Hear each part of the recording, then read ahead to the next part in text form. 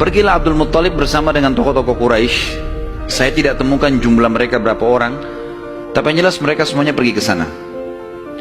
Tiba di kota Madinah, ternyata dukun tersebut pergi ke Khaybar, wilayah lain. Nanti akan ada bahasan masalah Khaybar, tapi yang jelas pergi ke Khaybar. Abdul Muttalib sepakat dengan teman-temannya, kejar aja tuh, kita ke Khaybar. Antara Madinah sama Khaybar cukup jauh dan ada padang pasir yang luas sekali. Mereka belum pernah ke Khaybar sebelumnya, jadi masih menerka-nerka jalan. Di tengah jalan mereka kehabisan air. Mau balik ke Madinah jaraknya jauh, mau menuju ke Khaybar belum jelas tujuannya. Air habis, panas lagi sangat terik pada saat itu. Mereka bermusyawarah, kira-kira bagaimana jalan keluarnya nih? Akhirnya orang-orang Quraisy selain Abdul Muttalib sepakat mengatakan, kayaknya kita pasti mati nih, nggak ada air. Kembali ke Madinah bisa mati tengah jalan, menuju ke Khaybar juga nggak jelas, bisa mati tengah jalan. Ya sudahlah, kita pasti mati, lebih baik kita gali kubur saja. Riwayatnya begitu, kisahnya begitu. Gali kubur. Dari sekian orang ini, nanti setiap siapa yang mati duluan dikubur oleh temannya. Minimal nanti ada satu orang yang tidak tertutup kuburannya, yang lain semua tertutup. Akhirnya mereka pada gali kuburan, kecuali Abdul Muttalib. Abdul Muttalib bilang, ini bukan ide yang tepat nih. Masa kita menyerah? Lebih baik coba kita cari jalan. Teman-temannya bilang, percuma, mau kemana? Abdul Muttalib naik ke atas untanya. Begitu untanya bergerak, dari pijakan kakinya untanya Abdul Muttalib keluar muncrat air di padang pasir itu. Keluar mata air.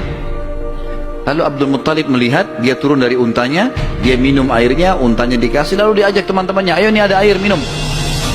Temannya heran, di padang pasir ada air.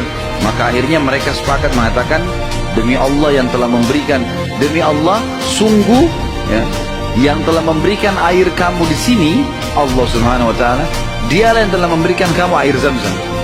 Zamzam punya kau, ya Abdul Muttalib. Gara-gara ini akhirnya Zamzam jadi miliknya Abdul Muttalib, dan Abdul Muttalib keturunan dari Abdul Manaf. Sementara memang dasarnya Abdul Manaf tadi sudah saya jelaskan, mereka bertugas memberikan makanan dan minuman jemaah haji, sehingga sekarang mereka tidak perlu lagi mengambil air dari luar, tapi mereka sudah punya mata air Zamzam. Dan sebagian ahli sejarah menanggapi mengatakan, Allah yang maha tinggi dan maha pemurah memudahkan mata air Zamzam ditemukan kembali oleh Abdul Muttalib, karena memang suku ini dari turunan Abdul Manaf bertugas untuk memberikan minum dan makan jemaah haji. Maka karena itu Allah Subhanahu wa Ta'ala kasih. Makanya tadi dalam salah satu perkataan dan pernyataan dalam mimpi, Taski Hajijal A'zam, engkau akan memberikan minum jemaah haji yang banyak, gitu kan. Jadi bukan karena Abdul Muttalibnya, tapi karena memang waktu itu diberikan untuk jemaah haji umumnya.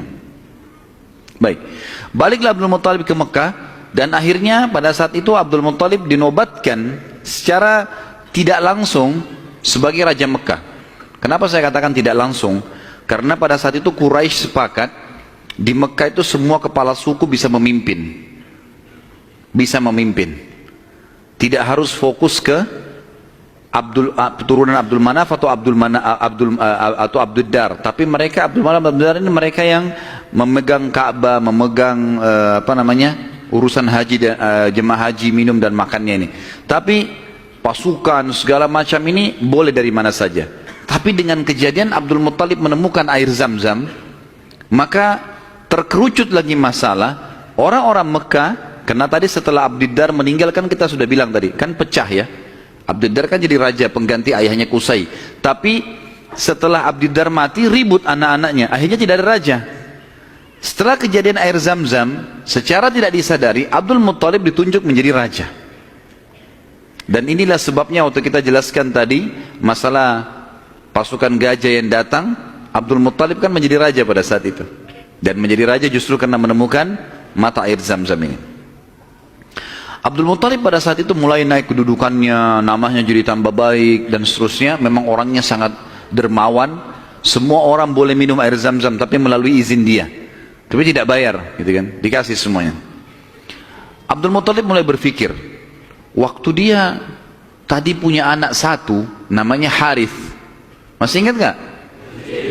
Wah, ngaku-ngaku aja. Baiklah, saya terima. Anaknya tadi satu, Harith, yang disuruh jaga sama dia waktu dia mencangkul kan. Baiklah, si Harith dia pikir, waktu saya tadinya punya anak satu nih, kayaknya kerepotan, gak ada yang bisa bela dia. Dan seorang raja, salah satu kebanggaannya kalau punya keturunan banyak. Maka dia pada saat itu berazam, bernazar ya, kalau Allah memberikan dia anak laki-laki yang banyak, jumlahnya mencapai 10, dia akan menyembeli salah satunya, dikorbankan di depan Ka'bah untuk Allah. Gak ada dalam syariat Nabi Ibrahim alaihissalam ini ijtihadnya, upayanya Abdul Muttalib. Subhanallah, berjalan waktu, istrinya melahirkan, punya anak 16. Anaknya Abdul Muttalib 16, 10 laki-laki, 6 perempuan. Laki-laki yang 10 ini, yang paling pertama tentu ada namanya Harith ya. Kemudian ada, jadi dari 10 ini kita bagi 6 ini meninggal sebelum masa kenabian, 4 mendapatkan masa kenabian. Dari 10 anak Abdul Muttalib yang laki-laki, ada 6 yang meninggal sebelum fase kenabian, sebelum penobatan Nabi SAW jadi Nabi. Ini paman-paman Nabi semua ya.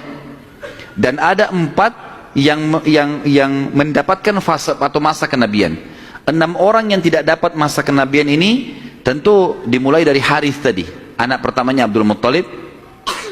Kemudian tentu ada beberapa nama ya, saya sebutkan Harith, Dirar, Hijir, Muqaddam, Zubair. Dan yang keenam Abdullah, ayahnya Nabi SAW. Abdullah ini sebenarnya anak paling bungsu dari Abdul Muttalib, anak ke-10. Anak ke-10 dari 10 anak laki-lakinya ya. Maka 6 orang ini meninggal sebelum masa kenabian. Harith, Dirar, Hijir, Muqaddam, Zubair dan Abdullah.